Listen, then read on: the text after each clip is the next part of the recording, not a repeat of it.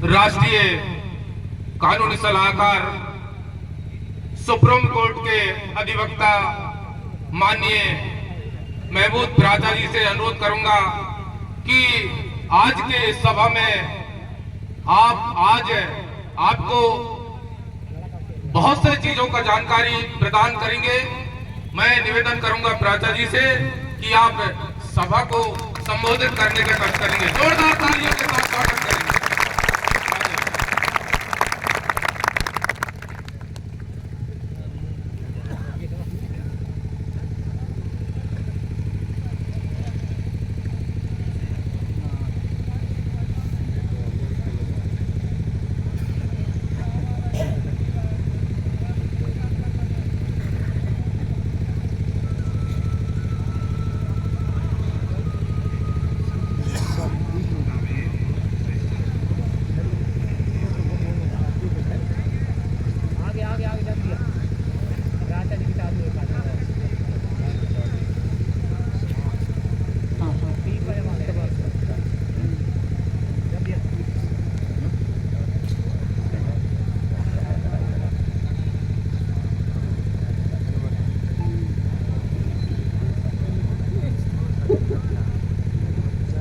गोंडवाना क्षेत्र से के कोने कोने से आए हुए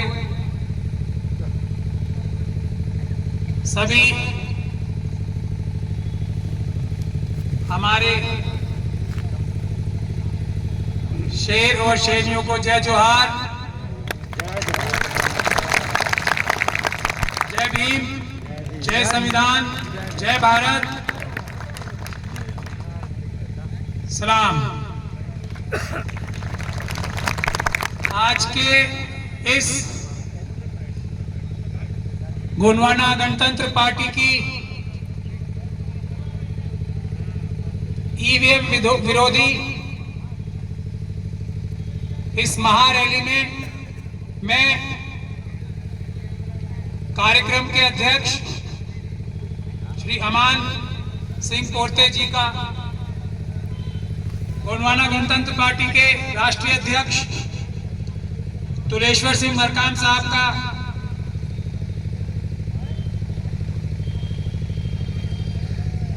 इरफान मलिक साहब का, श्याम मरकाम साहब का, तेज प्रताप सिंह साहब का, विजय पटेल साहब का, श्याम सिंह साहब का, महेश भट्टी जी का, नवाब हुस्न जी का, नौरोज साहब का, शांति राज और तमाम हमारे भारत के गोंडवाना के जो मालिक हैं, ओरिजिनल मालिक हैं, मूल निवासी हैं, असली मूल निवासी हैं, उनको एक बार फिर मैं धन्यवाद करता हूं कि मुझे आप लोगों ने बुलाया और जो लड़ाई हम बाबा साहब डॉक्टर भीमराव अंबेडकर के संविधान के लिए लड़ रहे हैं, बचाने के लिए, उसकी सबसे महत्वपूर्ण कड़ी जो है वो है आज देश के नागरिकों का, आपका, हमारा, सबका वोट जो है, जो बाबा साहब डॉक्टर भीमराव अंबेडकर ने एक वोट का अधिकार हमें देके इस देश का बराबर का मालिक बनाया था, वो इन ईवीएम की मशीनों द्वारा, ईवीएम की हमारी वोट चुराने वाली मशीनों द्वारा जो चुराया जा रहा है, उसका बिगुल आज आदिवासी समाज की ओर से, गोंडवाना प्रदेश की ओर से, गोंडवाना के बहादुर सिपाहियों के जरिए आज उठा दिया गया है। ये बिगुल, आज ये बिगुल बजा दिया है। तो मुझे पूरा भरोसा है कि अब दुनिया की कोई ताकत भारत में बैलेट पेपर से चुनाव रोक नहीं सकती। आपके मताधिकार को कोई शक्ति अब चुरा नहीं सकती, ऐसा मुझे पूरा विश्वास और भरोसा हो गया। हम लोगों ने, मैंने और बहुत सारे हमारे दूसरे साथियों ने 5 जनवरी 2024 से आप सभी लोगों की और देश की जनता की आवाज पे एक ईवीएम हटाओ देश बचाओ, ईवीएम हटाओ लोकतंत्र हटाओ और बैलेट पेपर वापस लाओ नामक एक बड़ा जन आंदोलन खड़ा किया था। सरकार ने, आरएसएस ने, बीजेपी ने, चुनाव आयोग के मुख्य आयुक्त राजीव कुमार जी ने, इन सभी लोगों ने साजिश करके पुलिस प्रशासन के बल पे, अदालतों पे दबाव बना के और दूसरे सभी संस्थानों पे दबाव बना के उसे कुचलने की कोशिश की और उसमें वो कुछ हद तक कामयाब भी हो गए। हमारे बहुत सारे साथी हमें छोड़ के चले गए, लेकिन हमने अदालत की लड़ाई और सड़क की लड़ाई छोड़ी नहीं। अब जब हरियाणा में चुनाव का ऐसा रिजल्ट आ गया, अब जब मध्य प्रदेश में ऐसा रिजल्ट आ गया, तो पूरे देश की आंखें खुल गई कि हाँ, महमूद प्राचा जो बात कह रहे थे, जो दूसरे साथी हमारे कह रहे थे, देवासायन साहब, बीसी जस्टिस कोलसे पाटिल साहब, प्यारेलाल गर्ग साहब, रितु सिंह, पूरे देश से दूसरे प्रभाकर परकला साहब, राजूपुर लेकर साहब, ये सभी जो मुट्ठी भर साथी हम बच गए थे, ये बात जो कह रहे थे कि हाँ, ये आरएसएस और बीजेपी चुनाव नहीं जीतती जनता के वोटों से, ये ईवीएम के जरिए से चुनाव जीतती है। इस देश में ईवीएम के पीएम हैं मोदी जी, जनता के पीएम नहीं है। ये बात लोगों को समझ में आ गई। आपके प्रदेश में और आपके पड़ोसी प्रदेश में आपकी पार्टी ने भी चुनाव लड़ा था।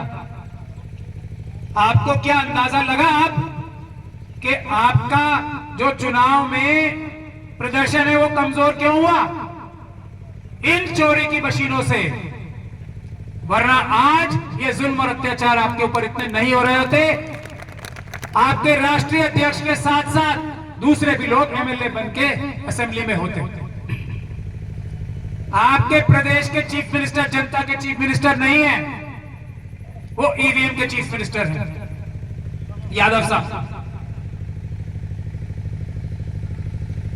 उसी तरीके से महाराष्ट्र में फडणवीस साहब जनता की सीएम नहीं है, वो ईवीएम के सीएम है। हरियाणा में सैनी साहब जनता के सीएम नहीं है, वो ईवीएम के सीएम हैं। हम लोग जब ये महाराष्ट्र का चुनाव भी आ गया, हमने पॉलिटिकल पार्टी से बहुत गुहार लगाई, कांग्रेस से, बाकी सभी ऑपोजिशन पॉलिटिकल पार्टी से, इंडिया गठबंधन से, और उनके लीडर्स तैयार भी हो गए कुछ हद तक। लेकिन उसके अंदर हर एक पॉलिटिकल पार्टी के अंदर आरएसएस के जो एजेंट घुसे हुए हैं, उन लोगों ने अपने लीडर्स को, अपने नेताओं को गुमराह किया और गुमराह करने के बाद हमसे उन्हें दूर किया और ईवीएम के आंदोलन को कमजोर किया। महाराष्ट्र के चुनाव के बाद, हरियाणा के चुनाव के बाद भी हमने पूरी ताकत लगाई कि किसी प्रकार से ये पॉलिटिकल पार्टीज हमारे इस ईवीएम विरोधी आंदोलन में आ जाए, लेकिन ये लोग नहीं आए।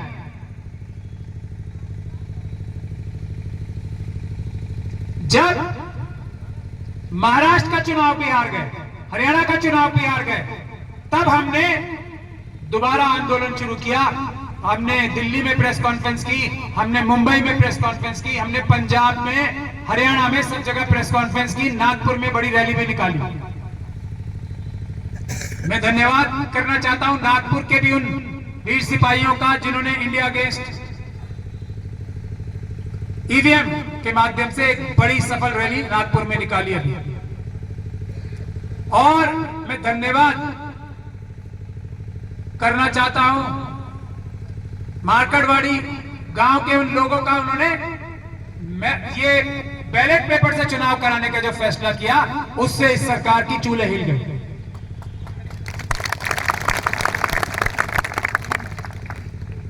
लेकिन अभी तक ऑपोजिशन की पॉलिटिकल पार्टीज को होश पूरी तरीके से नहीं आई है, थोड़ा थोड़ा सा समर्थन करना शुरू कर दिया उन्होंने। जब हम चारों तरफ से घिर गए, तब मैंने मरकाम साहब से गुजारिश की, आपके राष्ट्रीय अध्यक्ष से, कि ये लड़ाई सिर्फ वो ही लड़ सकते हैं जो ऊपर वाले के अलावा किसी से डरते ना हो, जो बहादुर हो, जो ज्ञान रखते हो, जो देश को बचाने के लिए अपनी जान भी कुर्बान कर दे सकते हैं। मैंने गुजारिश की मरकाम साहब से कि ये ईवीएम का आंदोलन आप यहां गोंडवाना से शुरू कीजिए। यहां से जो चिंगारी उठेगी वो फिर दबेगी नहीं, रुकेगी नहीं।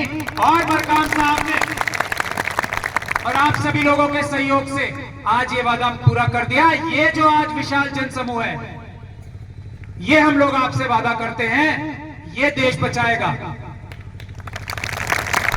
ये बाबा साहब का संविधान बचाएगा इन मनुवादियों से, आरएसएस के लोगों से और बीजेपी के लोगों से। अब यह आंदोलन रुकने वाला नहीं। अब ये एक वोट का अधिकार मैं आपके परिप्रेक्ष्य में बताना चाहता हूं, यह महत्वपूर्ण क्यों है। मैंने पहले भी आपको बताया था, जब मैं पिछली बार आया था, इस देश के मूल मालिक, सबसे पहले मालिक आप लोग हो। बाकी सभी लोग बाद में आए हैं और आप लोगों के मेहमान हैं। ये बात मैं पूरी जिम्मेदारी के साथ कह रहा हूं। और आप ही लोगों का हक सबसे ज्यादा सभी लूटे जा रहे हैं। ये हम नहीं होने देंगे, किसी हालत में नहीं होने देंगे, किसी कीमत में नहीं होने देंगे। लेकिन ये होगा जब आप ये ईवीएम का आंदोलन भी अपने कंधों पे उठाओ। आपसे ज्यादा मजबूत कंधे इस देश में नहीं है। ट्राइबल्स और शेड्यूल कास्ट कम्युनिटी से ज्यादा मजबूत कंधे इस देश में किसी के नहीं।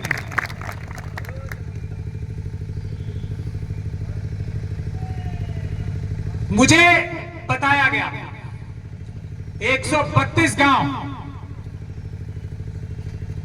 में गैर कानूनी तरीके से आपका हक अधिकार छीना जा रहा है, आपको वहां से निकालने की चेष्टा हो रही है। यह पूरी तरीके से गैर कानूनी और गैर संवैधानिक है। कोई आपको संवैधानिक रूप से वहां से नहीं निकाल सकता। ये चोरी और बेईमानी से जो कोशिश हो रही है, इसे आपको भी रोकना पड़ेगा और हमें भी रोकना पड़ेगा। आपको सड़क पे लड़ाई लड़नी पड़ेगी संवैधानिक रूप से, और हम लोग अदालतों में लड़ाई लड़ेंगे। जरूरत पड़ी तो सुप्रीम कोर्ट तक जाएंगे, लेकिन आपको वो 132 गांव खाली नहीं करने। आपके पास तो दादा मरकाम के चश्मे चिराग है ना, ये दादा की तरह ही लड़ाई लड़ने को तैयार है। आप सब लोगों के भरोसे पे आप लोग लड़ोगे क्या इनके साथ लड़ाई? ये वो ताकत है कि कोई भी मनुवादी आपका अधिकार नहीं छीन सकता, यदि अब अपने नेतृत्व के पीछे खड़े होके उसके हाथ मजबूत करोगे। ये जो 132 गांव से आपको निकालने की चेष्टा की जा रही है, मैं आपको पहले ये बताना चाहता हूं कि उस धरती के आप मालिक हो। वहां की संपदाओं पे आपका हक सबसे पहले है। उस जंगल की रक्षा, उस जंगल के जानवर जो रहते हैं उसमें, उसकी हजारों साल से नहीं, उससे भी पहले से रक्षा आप लोगों ने की है। आपसे अच्छा जंगल को दुनिया में कोई समझता नहीं है। हम लोग तो बेवकूफ है इस मामले में, और जो बेवकूफ होशियार बनने की कोशिश करता है, उससे बड़ा बेवकूफ ही कोई नहीं होता। ये आप अपने दिमाग में एकदम क्लियर लगो। हम लोगों को कुछ नहीं आता, हमें आती है कानून की किताबें, हमें आते हैं तर्क वितर्क। जंगल को समझना आप लोग अच्छे से जानते हो, हमसे बहुत अच्छी तरह जानते हो, और नरेंद्र मोदी जी से तो बहुत ज्यादा अच्छी तरह जानते हो, मुझसे भी ज्यादा। मतलब मुझे थोड़ा भी फिर भी कुछ आता होगा, नरेंद्र मोदी जी को तो कुछ भी नहीं आता। आपके प्रदेश के मुख्यमंत्री को तो कुछ भी नहीं आता, क्योंकि वो आपकी आवाज से नहीं बने, वो ईवीएम की आवाज से बने। तो वहां का जो हमारा प्रपोजल है, ये मरकाम साहब से मेरी डिटेल में इस बारे में चर्चा भी हुई है। जो लोग जंगल बचाना चाहते हैं ना, जो जंगल बचाने का नाटक करके वहां से पैसे कमाना चाहते हैं और आपको विस्थापित करना चाहते हैं और आप लोगों को बर्बाद करना चाहते हैं, हमने उनके लिए ये रास्ता निकाला है और इसकी लड़ाई हम सुप्रीम कोर्ट तक लड़ेंगे। आप लोगों को 132 के 132 गांव को वही जहां वो सुरक्षित एरिया बनाया है ना इन लोगों ने, उसके एकदम लगते हुए क्षेत्र में आपको दोबारा बसाया जाएगा। 132 गांव सरकार के खर्चे पे। सरकार का खर्चा क्या होता है? यानी कि आपके खर्चे पे, आपके खर्चे पे। सरकार के खर्चे का मतलब मेरा साफ है, कहीं मोदी जी और अडानी जी की जेब से नहीं जा रहे हैं जो उन्होंने पैसे चुराए हुए हैं बैंकों से, वो भी आपके हैं। आपके पैसों से ही आपका जो 132 गांव है उसके एकदम निकट इलाकों में ही, जंगल से लगते लगते इलाकों में ही आप सबको वापस बसाया जाएगा। उसका सारा खर्चा आप ही दोगे, या आप मतलब सरकार देगी, वो भी तो आपका पैसा है ना, इसलिए आप ही दोगे। इसके अलावा आप लोगों को अगर जंगल बचाना है जो आपने हजारों साल से बचाया है, तो इससे कम में फैसला नहीं होगा। भाई जो और लोग बैठे हैं ना उनके जंगल के चारों तरफ, उनको थोड़ा पीछे हटा दो। जंगल के जो जानवर हैं उनको बचाने के लिए वहां के मूल निवासियों को आप पीछे करना चाहते हो ना, तो जो मूल निवासी नहीं है उनको और थोड़ा पीछे कर दो। कोई मैं गलत बात तो नहीं कह रहा ना, तार्किक बात है ना। जो ईमानदार होगा उसे वो तुरंत कहेगा यस सर, आपने बिल्कुल ठीक बात बोली है, हम आपकी बात मानते हैं। जिसके मन में पाप और चोरी होगी वही ये बात नहीं मानेगा। दूसरा, और इसके लिए आप कमर कस लो, और ये आपको एग्जाम्पल सेट करना है। और पूरे गोंडवाना क्षेत्र में जो शेड्यूल 5 है वो लागू होना चाहिए। जो नहीं हो रहा है वो बहुत बड़ा अन्याय, अत्याचार आप लोगों के साथ ही नहीं पूरे देश के साथ हो रहा है। दूसरा, जो मुझे पता लगा है, एक आंदोलन में प्रशासन के भ्रष्ट अधिकारियों ने खुद ही पीसफुल जो प्रोटेस्ट कर रहे थे गोंडवाना गणतंत्र पार्टी के लोग और दूसरे हमारे आदिवासी भाई, ट्राइबल भाई बहन, उनके ऊपर साजिश करके हमला किया और झूठे मुकदमे उन्हीं के ऊपर लगा दिए। ये मुझे बताया गया है, और जिन हालात को और जिन तथ्यों को मैंने देखा, मुझे इस बात में पूरी तथ्यात्मक रूप से सच्चाई लग रही है।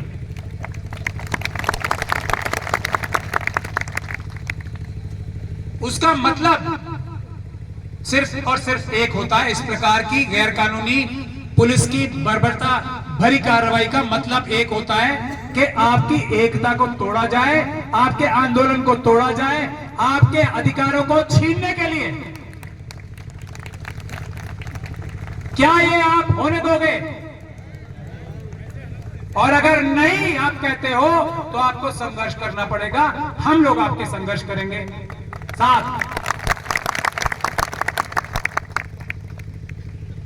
मैंने अध्यक्ष जी से बात भी की है इसके लिए, एक इसी केस के लिए नहीं बल्कि इन प्रकार की सभी समस्याओं से निपटने के लिए एक वकीलों की टीम का गठन किया जा रहा है।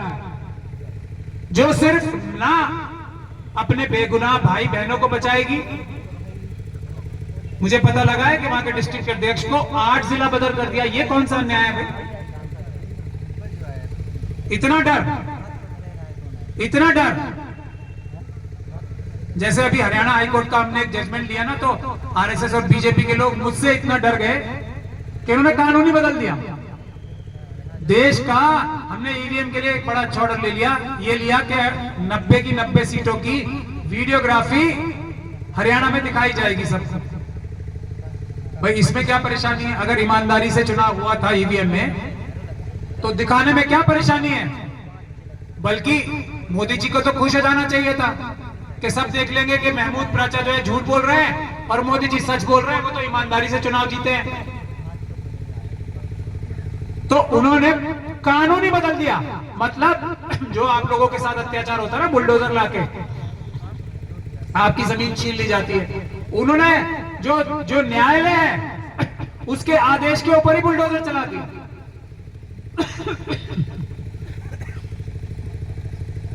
तो ये हम होने नहीं देंगे। उसी प्रकार से आपके जो डिस्ट्रिक्ट अध्यक्ष है उनसे इतना डर, 8 जिला बदल कर दिया, 8 जिलों से मतलब बाहर। वाह वाह, ये गैर कानूनी कार्रवाई है।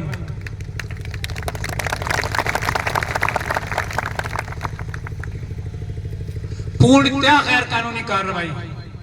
और आज ये मेरे सामने जो हजारों की जनसंख्या में बहादुर खड़े हैं और हमारी बहनें बहादुर खड़ी हैं और बैठी हैं, ये इस बात के गवाह हैं कि आप लोग और हम लोग मिलकर अपने सभी बेगुनाहों को ना सिर्फ छुड़ाएंगे, लेकिन उससे भी महत्वपूर्ण बात है, ये प्रशासन के अधिकारी ध्यान से सुन ले बात। ये जो अत्याचार हो रहा है ना, आपका मतलब कोई लॉ एंड ऑर्डर सुधारना नहीं है, ये बात हम लोग अच्छी तरह से समझते हैं। आपका हक अधिकार के लिए पीसफुल तरीके से, संवैधानिक तरीके से आंदोलन ना हो, उसको कुचलने के लिए आप ये झूठी कार्रवाई करते हो कानून। तो ये सभी अधिकारी ध्यान से सुन ले, पुलिस के भी और प्रशासनिक भी। एक न्यूरेनबर्ग का ट्रायल हुआ था, विश्व युद्ध, द्वितीय विश्व हुआ था ना, विश्व युद्ध, उसके बाद एक ट्रायल हुआ था। उसमें जो जर्मन सैनिक थे ना, उन्होंने ये कहा था कि हमारे जनरल्स ने, हमारे जो वो थे ना, हमारे सुपीरियर ऑफिसर्स, जो बड़े ऑफिसर्स थे हमसे, उन्होंने हमें कहा गोली चला दो, हमने चला दी। तो हमारी तो कोई गलती नहीं है, हमने तो आदेश का पालन किया। उन सभी जो अधिकारी थे ना, उनको सबको सजाएं हुई, फांसी की भी सजा हुई थी जहां जहां हत्याएं हुई। उससे भी महत्वपूर्ण बात यह है कि ये न्यूरेमबर्ग ट्रायल्स का जो विधान तय हुआ था ना, वो पूरी दुनिया में लागू होता है, भारत में भी लागू होता है। अगर आपके उच्च अधिकारी, ध्यान से सुन ले ये सभी अधिकारी, और आपके राजनीतिक जो आका कह लो या आपके राजनीतिक उच्च अधिकारी कह लो, सीएम हो गए, मिनिस्टर्स हो गए, एमएलए हो गए, अगर वो आपको कोई ऐसा आदेश देते हैं, ये मैं कानूनी बात बता रहा हूं, जो संविधान के अनुरूप ना हो, जो कानून के अनुरूप ना हो, और अगर आप वो कार्य करते हो, तो वो सीधा सीधा अपराध होता है। आप ये नहीं कह पाओगे कि मुझे ऊपर से आदेश हुआ था और मैंने अपराध कर दिया। ये आपका बचाव नहीं है, नहीं है, नहीं है। तो आपको सजा होगी। आप लोग बंधे हुए हो, सरकारी अधिकारी, ये देश की जनता के, इन लोगों के हमारे नौकर होते हैं। और नौकरी करने की सबसे पहली कंडीशन है, आप संविधान के दायरे में काम करोगे, कानून के दायरे में काम करोगे, किसी की बात सुन के काम नहीं करोगे, किसी की भी, कोई हो, उतना आदेश मानोगे जो संविधान और कानून सम्मत हो, वरना आप अपराध करोगे। अपराध करोगे तो जेल जाओगे, नौकरी जाएगी। बाबा साहब के मानने वाले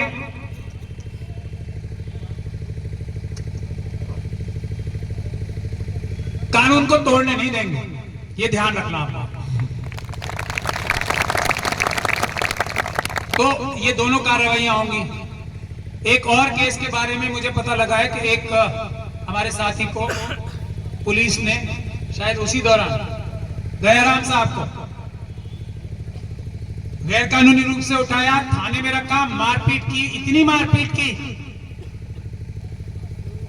कि उन्हें अस्पताल भर्ती कराना पड़ा और उसके बाद वो जबलपुर में उनकी मृत्यु हो गई।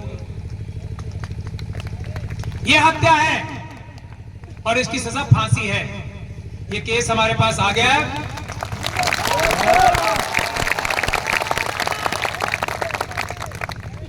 ये हत्या है और इसकी सजा फांसी है। ये किताब में लिखा है, इंडियन पीनल कोड में भी लिखा था और अब बीएनएस में भी लिखा है। और जो पुलिस के अधिकारी ये काम करते हैं उनकी सजा थोड़ी एक्स्ट्रा ही होती है।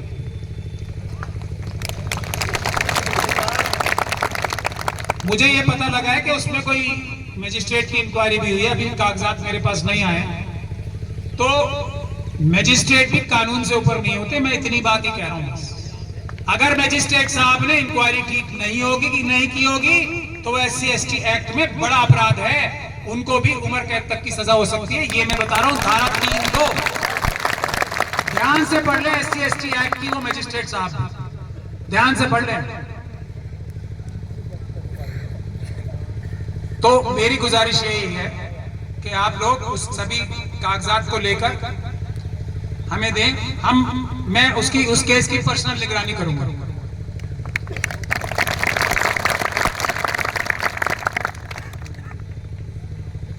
हाथरस की बच्ची के साथ भी जो हुआ था ना, बहुत सारे लोग भूल गए थे उसे, हम नहीं भूले। तो अब वो उसके केस के जो उसी के परिवार की वकील थी वो भारतीय जनता पार्टी ने रखवाई थी और वो उसको केस हरवा के उन लोगों को बरी करा के भारतीय जनता पार्टी ज्वाइन कर ली। अब मेरे पास वो भी केस आ गया, उसमें सजा मिलेगी। उसमें डीजीपी और चीफ सेक्रेटरी जो है कम से कम, और मुख्यमंत्री भी, सजा उसमें भी मिलेगी। जो हाथरस का केस हुआ वो मेरे पास केस है। तो देश के मालिकों को पुलिस स्टेशन के अंदर मारने से पहले 1000 बार हमारे देश के नौकर सोचे, ऐसी व्यवस्था हम करके छोड़ेंगे, मानेंगे नहीं उससे।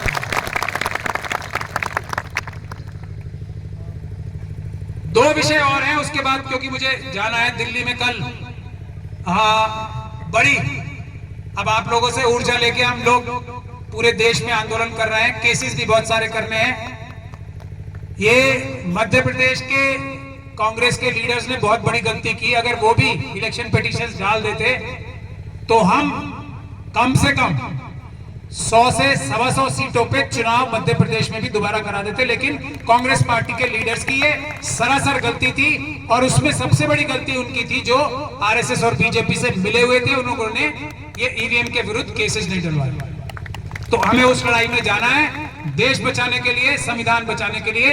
आप लोग मशाल यहां जलाए रखना, क्योंकि हम आपकी मशाल की रोशनी देख के वहां से हम हिम्मत पाएंगे और लड़ाई जारी रखेंगे। ये मैं आपसे गुजारिश करके जा रहा हूं।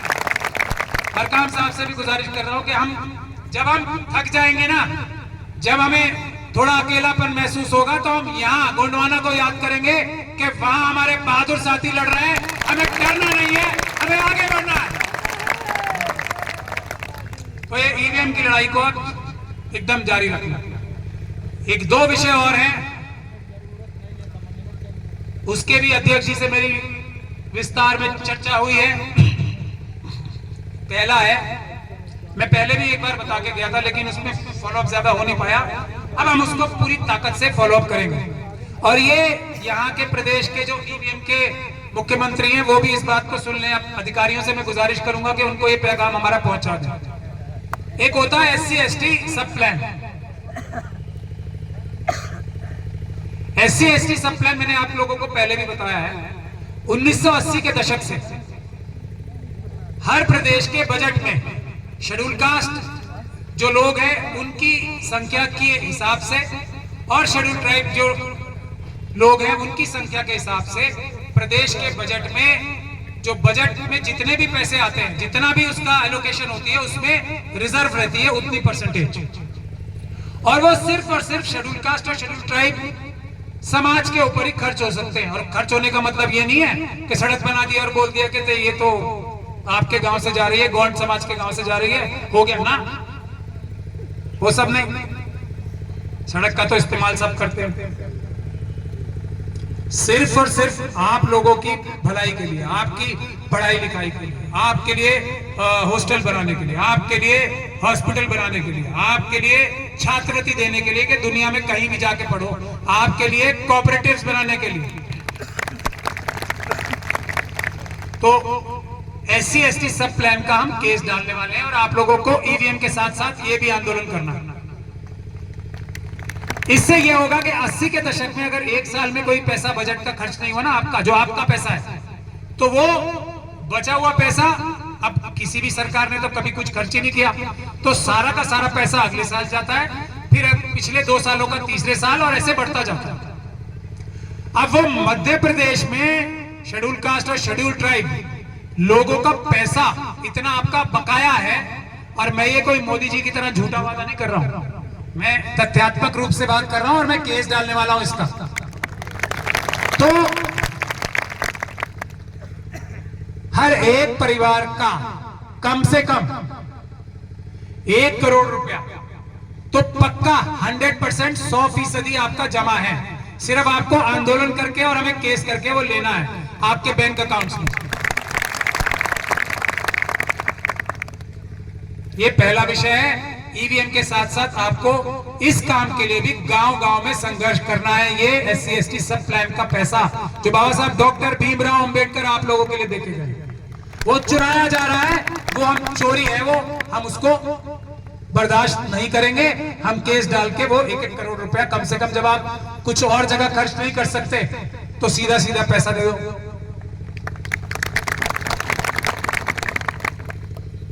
उसी के साथ साथ ये जो खनिज पदार्थ है, आप जो बहुत सारी चीजें, और यहाँ मैंने इतना अच्छा चावल खाया था अभी, उसका नाम क्या है, उदय चावल खाया था अभी। ये हमारी जो बेटी आई है उन्होंने खिलाया, मक्के की रोटी भी खाई थी। लेकिन ये सब जो पदार्थ है ना आपके, जो आप ऑर्गेनिक, जो कि बिल्कुल प्योर है, जिसमें फर्टिलाइजर नहीं है कोई, ये जो हम दिल्ली में महंगी महंगी चीजें खरीदते हैं ना, उससे कम से कम 2 गुना ज्यादा रेट पे दिल्ली वाले और बड़े बड़े शहरों वाले इसको खरीदने के लिए तैयार हैं। लेकिन आपका जो मेहनत की कमाई है ना, बिचौलिए खा जाते हैं, अडानी अंबानी यूसुफ लुलू जैसे। वो नहीं, वो तो और बड़ी चोरी कर रहे हैं, अभी आ रहा हूं उस पे। जो उन जैसे दूसरे हैं ना, वो मनुवादी मानसिकता के लोग, वो खा जाते हैं। तो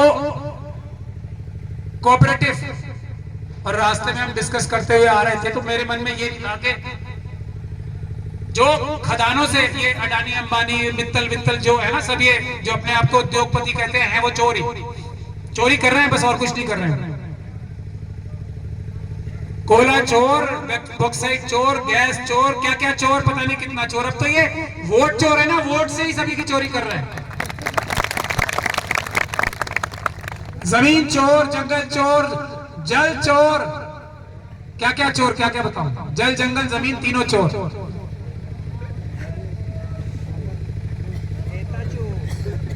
चोर ही चोर, और चोर चोर बसेरे भाई पीछे से आ रही है हमारी।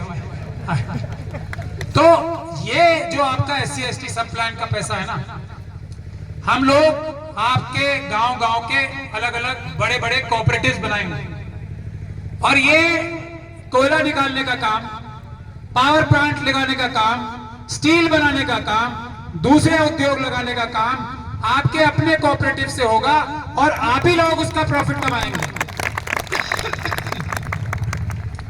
अब आप कहोगे कि महमूद साहब तो बड़ी अजीब सी बात कर रहे हैं, ये तो मुंगेरी लाल के हसीन सपने हैं।